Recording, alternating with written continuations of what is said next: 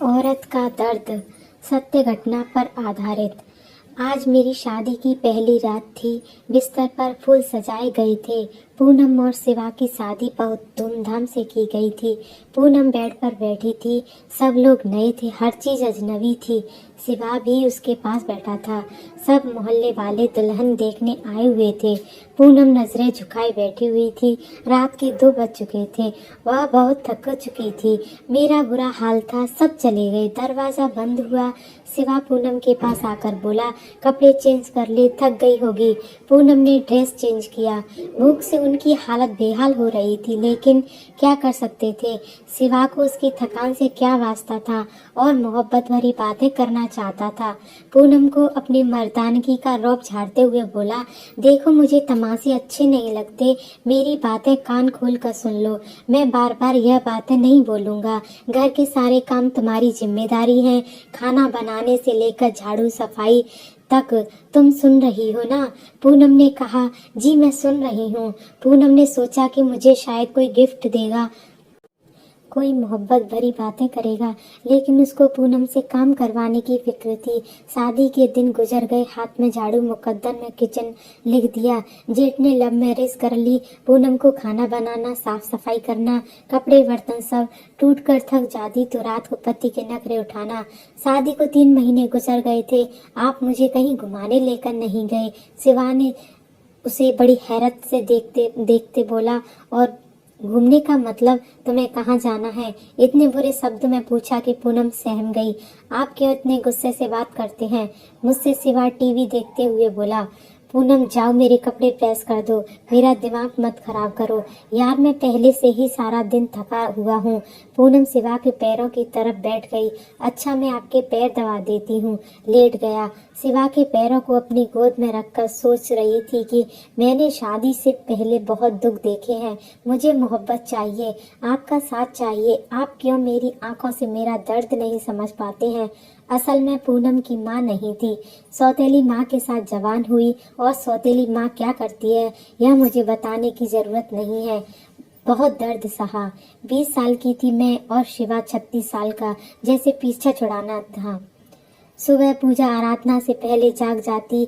नाश्ता बनाना सबके लिए उसकी जिम्मेदारी था। मैं अपना दर्द किसी को बयान नहीं करती थी, बस मैं अपनी शादीशुदा जिंदगी को आबाद करना चाहती थी। शिवा का साथ चाहती थी। बस कभी काम की वजह से बर्तन ना धो पाती या झाड़ू ना लगाती तो उसकी वजह से मुझे लाखों बातें सुना दी जाती। मैंने अपनी जुबान को सी लिया था। इस तरह मैं बर्दाश्त करती थी। मुझे हर महीने 5,000 दिया करें। शिवा मेरी तरफ एकदम गुस्से से देखा और बोला, सब ठीक है ना, तुम्हें 5,000 क्या करोगी? मैं बाजार जाती हूँ तो मुझे कुछ लेना होता है तो मेरे पास पैसे नहीं होते, तो मैं उन चीजों को खरीद कर नहीं लाती। अब मैं आपके भाई से तो यह सब चीजें मांग नहीं सकती। सिवा उनको ना जाने क्यों एक चढ़ती थी पूनम से।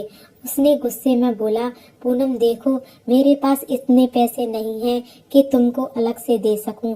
जो चाहिए वह मम्मी से कह दिला दिया करेंगे। अलग से खर्चा चाहिए तो मेरे पास नहीं। पूनम शिवा के पास बैठ गई। शिवा आप ना दे मुझे कुछ, आपके साथ खुश हूँ। बस आप मुझसे प्यार से बातें कर लिया करो, मुझे प्यार से आवाज दिया करें, मुझे नाम से पुकारा करें। भगवान की कसम मैं सब कुछ भूल जाया करूँगी। दिन भर की थकान व पुराने दर्द सब कुछ आप बस मुझे प्यार से पुकारें। शिवा ने फिर थोड़ा सा मुस्कुराकर बोला, मैं प्यार से ही तो बात करता हूँ तुमसे, तुम्हारे साथ। पूनम थोड़ा सा नाज उठाने वाले शब्दों में बोली, शिवा आप कहीं ना करते मुझसे प्यार से बात। मैंने आपके जन्मदिन पर आपका नाम अपने हाथ में मेहंदी में लिखा था। क्या पागल पल्ली पड़ गई है? शिवा बोला, उन्होंने नया घर बनवाना था गांव के लोगों के साथ। पूनम आज रात में तुम हमारी मदद करना, घर में ईंट फेंकनी है। दिन भर घर के काम किए, फिर रात को वही ऊपर घर में ईंट फेंकने लगे। रात के 3 बज गए थे। काम खत्म हुआ, उसका जिस्म बेजान सा हो गया था। लेट गई। प्लीज मेरा सर दबा देना, मुझे बहुत दर्द हो रहा है, मुझसे नहीं सहा जाता। न जाने क्यों आंखों से आंसू आ रहे थे। उसको बहुत दर्द हो रहा था। मुंह पर हाथ रखकर रोने लगी। सिर में दर्द की वजह से उसको पूरी रात नींद नहीं आई। सुबह के समय उसकी आंख लग गई। सुबह लेट से उठी तो सास ने गाली देना शुरू कर दिया कि अभी तक उठी नहीं है, महारानी सो रही है, घर के काम कौन करेगा। पूनम उठी और किचन में चली गई। किसी तरह सारा काम किया। उसकी हालत काफी खराब थी। उसने किसी से कुछ ना कहा। शादी को 3 साल गुजर गए थे, लेकिन कोई औलाद नहीं हुई थी। इन 3 सालों में कोई ऐसा दिन नहीं जो सुकून पाया हो। नए घर का काम शुरू हो गया। मजदूरों की तरह काम करने लगी। दिन भर सबके लिए खाना बनाती, फिर कभी ईंटें उठाकर देती तो कभी मिट्टी उठाकर देती। 4 महीने उसने मजदूरों की तरह काम किया। घर तैयार हुआ। शिवा के साथ रहते हुए भी दूर हुई, उससे दूर रहने लगा। दिन की दूरियां रात की दूरियों में बढ़ने लगी। बच्चा न होने के ताने देने लगे। एक डर सताने लगा तो पहले ही उसे दुख देता था, लेकिन अब बच्चे का न होने के ताने भी उसको मिल रहे थे। उन दिनों किसी से छुपकर शिवा की दूसरी शादी की बात होने लगी है। समझ रही थी तो कुछ तो गलत हो रहा था। पूनम एक नौकरानी से बढ़कर कुछ नहीं है। पूनम को एक डर था, कहीं मुझे इस घर से दूर ना कर दे। लेकिन जेठानी की छोटी बेटी ने बताया, आंटी माँ कह रही थी कि शिवा चाचू की शादी करनी है, नई आंटी लेकर आना है। पूनम समझ चुकी थी कोई कयामत टूटने वाली है, लेकिन वह शिवा कमरे में बैठे चेहरे पर क्रीम लगा रहा था। पूनम पास आई। आजकल बहुत टाइम लगा रहे हो तैयार होने में, बड़े प्यार से बोली। लग रहा के कंधे पर सर रखकर बता रही थी, आप खुश रहें हमेशा। मैं भगवान से यही प्रार्थना करती। आपके लिए, आपके साथ ही तो मेरा सब कुछ है। जैसे एक दर्द छुपाकर मुझे कभी नहीं छोड़ेंगे। और फिर वह दिन आ गया। लड़की वाले शिवा के घर आए तो पूनम से कहा गया, खाना बनाकर अपने कमरे में चली जाना, सामने आना नहीं। वह इतनी बेरुखी समझ रही थी। उसने शादी के बाद एक काम सीख लिया था, दर्द को छुपाना। खामोशी से वापस चली जाती थी। शिवा की शादी थी, जो कभी घर से निकाल सकता था। शादी करके ले आया। जिस कमरे में पूनम शिवा के साथ रहती थी, उस कमरे में शिवा की बाहों में कोई और थी। उसे अलग से कमरा दे दिया गया। वह हसरत भरी निगाहों से देखती रहती। अपनी दूसरी बीवी को घुमाने ले गया। बहुत खुश था। घर के काम, दिन भर की थकान, तन्हाइयां दर्द कर रहे थे, लेकिन शायद मौत के करीब आ गई थी। और फिर एक रात वह कमरे में सोई थी। अचानक उसके सिर में बहुत तेज दर्द हुआ, जो फटा जा रहा था। उसने शिवा को आवाज दी, घर वालों को दी, लेकिन किसी ने उसकी आवाज को नहीं सुना। उसने दुनिया छोड़ दी। सास गालियां दे रही, कमीनी, नाश्ता बनाने के लिए उठी नहीं। अपने कमरे में महारानी सोई हुई है। अभी तक सोने दो, आज उसके कमरे में कोई न जाए। समय बहुत हो चुका था। अपने कामों में बिजी हो गए थे, लेकिन अभी तक पूनम बाहर नहीं आई थी। आखिर में सास कमरे में गई। देखा पूनम औंधे मुंह जमीन पर लेटी थी। सास ने शोर मचाया, सब इकट्ठे हो गए। देखा वह मर चुकी थी। उसकी लाश को चारपाई पर लिटा दिया। उसके आंसू अभी तक आंखों में थे। अचानक कैसे मर गई?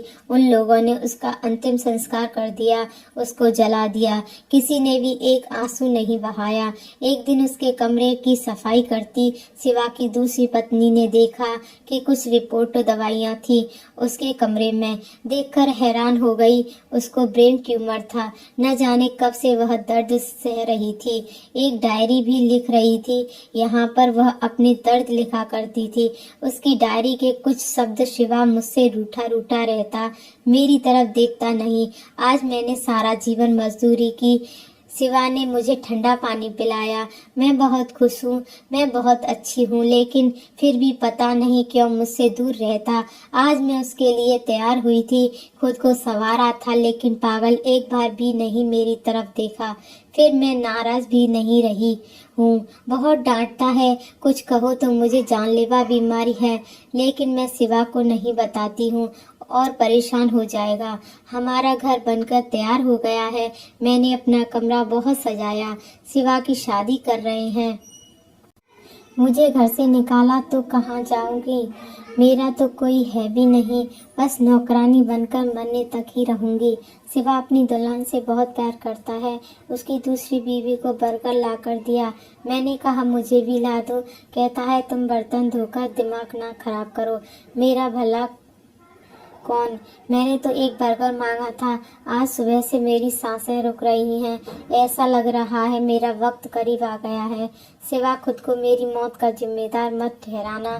मैं प्यार करती हूँ आपसे। शायद मेरी किस्मत में आपका प्यार नहीं था। अपनी बीवी का ख्याल रखना।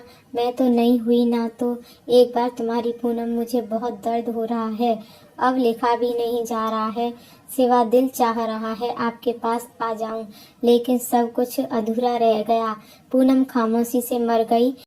डायरी पढ़कर बहुत रोया, लेकिन अब रोने का क्या फायदा? वह बेचारी न जाने कितना रोई थी। उसकी अस्थियों के सामने बैठकर बहुत रोया और माफ़ी मांगने लगा। लेकिन अब माफ़ी मांगने या कुछ भी नहीं करता तो लौटकर आने वाली भी आज भी ऐसा ही है।